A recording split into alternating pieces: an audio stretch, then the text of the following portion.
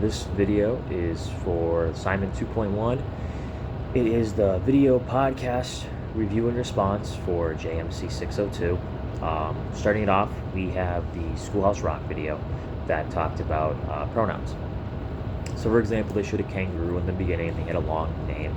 They talked about what pronouns you should use for him. They had he, him, it, is. Same thing. They showed another girl on the screen with one of her animals as well, which was an aardvark, and they showed that you can use she, you can use hers. Then it also went into the narrator section, talking about how the narrator, you can use I, you can use me, you can use all different forms of pronouns to take the place of longer names and words. So definitely a good refresher on that one. Just kind of gives you a little something about how you want to use nouns and things like that for our writing. And the same thing goes for the nouns. The second Schoolhouse Rock video was a noun as a person, place, or thing. So they talked about different people. They talked about states where you visit. So they went to New York, so the Statue of Liberty. Talked about homes, talked about places, street corners, talked about weather, snow in the middle of the summer.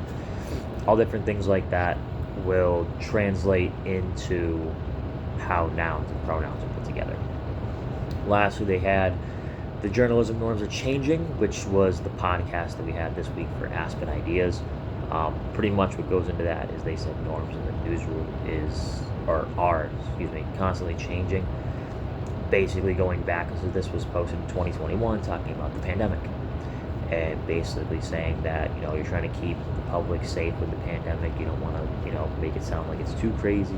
They don't want to freak people out. They want to keep people calm.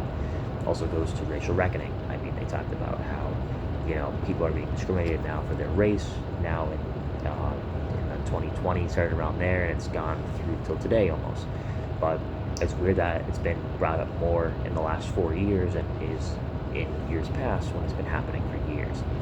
And now it's constantly getting brought up now, and I, as a journalist myself, I kind of wonder why we weren't focusing more on it, or why it wasn't getting as much national attention as it is now than it was back then, because it was just as important back then as it is now. Many lives were taken back then, whether it doesn't matter what race, many lives are taken, and it's not talked about enough, sadly.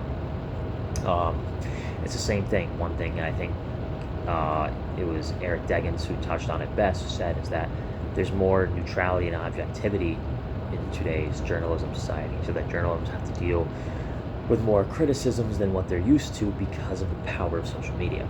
With social media being a thing, everyone has a voice.